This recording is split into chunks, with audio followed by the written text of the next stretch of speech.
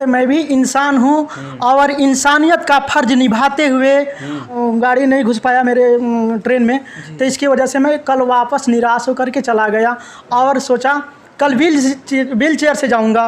और wheel chair के माध्यम 16 करोड़ कोई छोटी रकम नहीं होती है। अगर कोई राष्ट्रपति के बेटा भी ये बीमारी से ग्रसित होगा, जो बीमारी से अभी ये आयांश बाबू ग्रसित हैं, तो वो भी 16 करोड़ अपने वेतन की कमाई से अपने बच्चे को इंजेक्शन नहीं लगा सकता है। कुछ सुपर स्टार होते हुए भी नहीं आ रहे हैं यहाँ पे मिलने के लिए। सर मैं एक बात कहना चाहती हूँ, सबसे बड़े सुपरस्टार आप हैं और कोई नहीं है। वाह क्या बात थैंक यू। इससे बड़ा सुपरस्टार मैंने अपनी लाइफ में अब तक नहीं देखा है। ये बच्चा मुझे सब कुछ दिखा रहा है, लेकिन इससे बड़ा सुपरस्टार मैंने नहीं देखा है।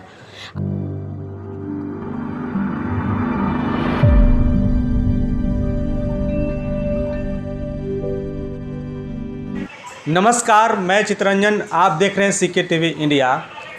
आज आयांश से मिलने एक ऐसे महापुरुष आए हैं, एक ऐसे व्यक्ति आए हैं जिनके बारे में मैं आपको बताऊंगा तो आपके रोंगटे नहीं खड़े होंगे, तो फिर मुझे बोलिएगा आप। अभी आयांश से मिलने बेतिया से चलकर आए हैं, जिनका नाम है, क्या नाम हुआ अभी आपका? सबसे पहले मैं नाम क्या है? हमारा नाम विनेश कुमार हुआ। आप बेतिया में कहाँ से आए हैं? बेतिया जिला के मैं बैरिया प्रखंड के मलाही बलुआ पंचायत से आया हूँ।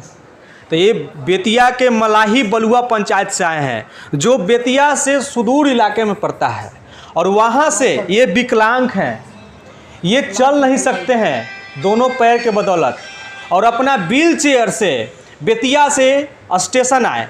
इन्होंने बताया, मैं इनसे भी बातचीत कराऊंगा। सबसे पहले आपको बहुत बहुत धन्यवाद कि जो आप आयांश से मिलने आयांश के पास आए। आपको क्या मन में आया कि आप आयांश से मिलने आए? मैंने सोचा कि मैं भी एक दिव्यांग होने के नाते मैं भी इंसान हूँ और इंसानियत का फर्ज निभाते हुए मैं यहाँ तक आयांश बाबू से मिलने के लिए मेरा दिल में आया कि मैं आयांश बाबू से मिलूँगा।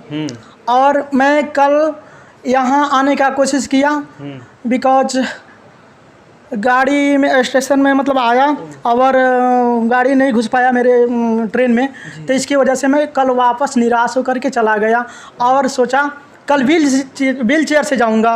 और व्हील चेयर के माध्यम से मैं 4 बजे जाकर किसी के सहारे में मोटरसाइकिल से आया और गाड़ी से वो लेकर छोड़ दिया, मुझे चढ़ा दिया और मैं अकेले यहाँ तक सफ़र किया। आज आयांश के पास मैं यहाँ तक पहुँचा हूँ अपने व्हील चेयर के माध्यम से, और आप लोग के आशीर्वाद प्यार दुलार से, और आयांश बाबू का प्यार यहाँ तक मुझे बुलाया। वाह, सोचने की बात है, अकेला इंसान, वो भी विकलांग, और इनका जो साइकिल था वो ट्रेन में नहीं अट रहा था, तो इन्होंने क्या किया कि अपना व्हील चेयर उठाया, हार नहीं माना। उसके बाद व्हील चेयर से ट्रेन में बैठकर किसी के थोड़ा बहुत सहारा लेकर के सीधा पटना पहुँचे। पटना में आने के बाद आपको क्या क्या चीज़ों के सामना करना पड़ा, क्या क्या परिस्थितियों का सामना करना पड़ा, कैसे आए आप? ऐसे तो पटना आने के बाद मुझे ऐसा हुआ कि मैं पटना आ गया तो मैं बाबू से मिलूँगा, और आने के बाद थोड़ा सा तकलीफ़ हुआ कि व्हील चेयर चलाना पड़ा, और यहाँ से चला करके आया। तब तक कि यहाँ से गड्ढा गुड्डी देखा मैं, और आप फ़ोन किया तो यहाँ से कुछ लोग गए और मेरे को रिसीव किया और यहाँ तक मैं आ गया। कोई दिक्कत परेशानी नहीं हुआ, जहाँ तक यहाँ मैं आयांश बाबू से मिलिया कोई दिक्कत नहीं हुआ जी। सोचने की बात है, ऐसे ऐसे महापुरुष, इनको महापुरुष के दर्जा मैं दूंगा कि ऐसे ऐसे लोग आयांश को मदद करने के लिए आ रहे हैं। और हमारे सरकार जो है, हमारे देश के सरकार है, जो चुपचाप हाथों में हाथ डालकर बैठे हुए हैं। मैं बता दूं, 16 करोड़ कोई छोटी रकम नहीं होती है। अगर एक राष्ट्रपति के अगर कोई बच्चा इस बीमारी से तकलीफ में झेल रहा होगा ना, अगर कोई राष्ट्रपति के बेटा भी ये बीमारी से ग्रसित होगा, जो बीमारी से अभी ये आयांश बाबू ग्रसित हैं, तो वो भी 16 करोड़ अपने वेतन की कमाई से अपने बच्चे को इंजेक्शन नहीं लगा सकता है। सरकार को चाहिए था कि जब ये बीमारी देश में आता है, ये रेयर केस है, बहुत कम लोगों में से किसी खास को आता है, तो चाहिए था सरकार की इस पर कड़ी से कड़ी कदम उठाया जाए। वो जो इंटरनेशनल लेवल के डॉक्टर हैं, उन्होंने ये कहा कि ये बीमारी होता है, तो इस पर सरकार को ही चाहिए था कि ऐसे बीमारी जो है इतनी बड़ी रकम वाली, तो उसको सरकार को अपने स्तर से कुछ करना चाहिए था। ऐसे ऐसे बीमारी के लिए तो फ्री में इलाज करना चाहिए था। हमारे संविधान में भी लिखा गया है कि अगर कोई बीमारी हो जाए तो उसको फ्री में इलाज किया जा सकता है। उसको इलाज के बगैर कोई इंसान नहीं मर सकता है, ऐसा हमारे संविधान में लिखा हुआ है। लेकिन ये इतनी महंगा इंजेक्शन जिसके वजह से लोग परेशान हो रहे हैं।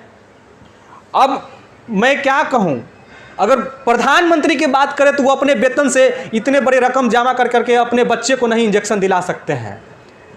यहाँ पर अयांश की माँ है और ये बेचारे विकलांग है जो अब यहाँ पर आए हैं, खुद विकलांग है फिर भी अयांश को मदद करने के लिए आए हैं। मैं चाहूँगा अयांश की माँ से कुछ बोलें। ऑसरमैन के बारे में क्या बोलूँ, मतलब मेरे पास शब्द नहीं है। मतलब इनसे मुझे अंदर से प्रोत्साहन मिल रहा है कि हाँ मेरा बच्चा बच सकता है, क्योंकि जब ऐसे ऐसे लोग हमारे पास आ रहे हैं तो सर मैं क्या बोल सकती हूँ। मतलब ये खुद मतलब समर्थ नहीं है चलने में, फिर भी सर उतनी दूरी से मतलब इनका वीडियोस आप लोग देख सकते हैं ये किस तरीके से चल रहे हैं। इतनी कठिनाई के बावजूद ये हमारे यहाँ आए अयांश के लिए। तो जिनके पास पैर हाथ है, जो अच्छे भले इंसान हैं, फिर सर वो लोग सामने क्यों नहीं आ रहे हैं। ये सर इतने कष्ट में होकर ये हमारे पास आए, इनके लिए तो मेरे पास शब्द ही नहीं है। धन्यवाद तो मैं इनसे कहूँगी नहीं, क्योंकि ये बहुत छोटा वर्ड है इनके लिए। बस मुझे अंदर से इनको देखकर सर हिम्मत मिल रही है कि हाँ जब ये ऐसे स्थिति में आकर ये हमारे घर आ सकते हैं तो फिर मेरा बच्चा तो ठीक ठाक हो जाएगा। जी, आपसे सवाल भैया, आपको यहाँ पर आने के लिए कैसे प्रेरणा मिला? मुझे यहाँ आने का प्रेरणा ऐसे मिला कि जब मैं कभी भी मनीष कश्यप जी का वीडियो एनी टाइम देखता रहता हूँ और उन्हीं के माध्यम से मुझे पता लगा कि ये लड़का बीमार से ग्रसित है। और मैं देख रहा हूँ बार बार कि कुछ लोग मिलने आ रहे हैं, कुछ लोग नहीं आ रहे हैं। और कुछ ऐसे लोग हैं जो कलाकार हैं, जो सुपरस्टार है, उसमें से कुछ लोग मिलने आ रहे हैं और कुछ सुपरस्टार होते हुए भी नहीं आ रहे हैं यहाँ पे मिलने के लिए। सर मैं एक बात कहना चाहती हूँ, सबसे बड़े सुपरस्टार आप हैं और कोई नहीं है। वाह क्या बात। Thank you. इससे बड़ा सुपरस्टार मैंने अपनी लाइफ में अब तक नहीं देखा है। ये बच्चा मुझे सब कुछ दिखा रहा है, लेकिन इससे बड़ा सुपरस्टार मैंने नहीं देखा है। आप सबसे बड़े सुपरस्टार हैं सर। Thank you. ये जो मोमेंट है इसका मैं बयान नहीं कर सकता हूँ। आप लोग देख रहे होंगे, लेकिन मैं सच बता रहा हूँ, आप लोग को भी आगे आने की ज़रूरत है। हमारे सरकार तो इस पर हाथ डालकर बैठे हुए हैं। इसलिए मैं अब क्या कहूँ, आप और कुछ कहना चाहेंगे?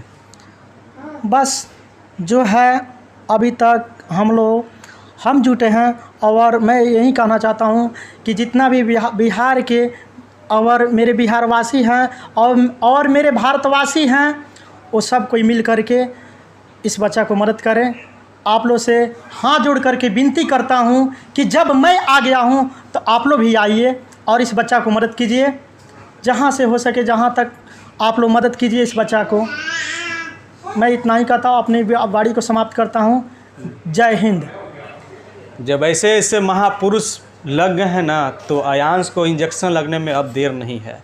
अब देखिएगा, अयांश को जल्द ही इंजेक्शन लग जाएगा और हमारे बिहार के जनता भी अब जाग जाएगी। इसलिए मैं इसी के साथ यहीं पर अपने वीडियो को समाप्त करता हूं। नमस्कार, जय हिंद।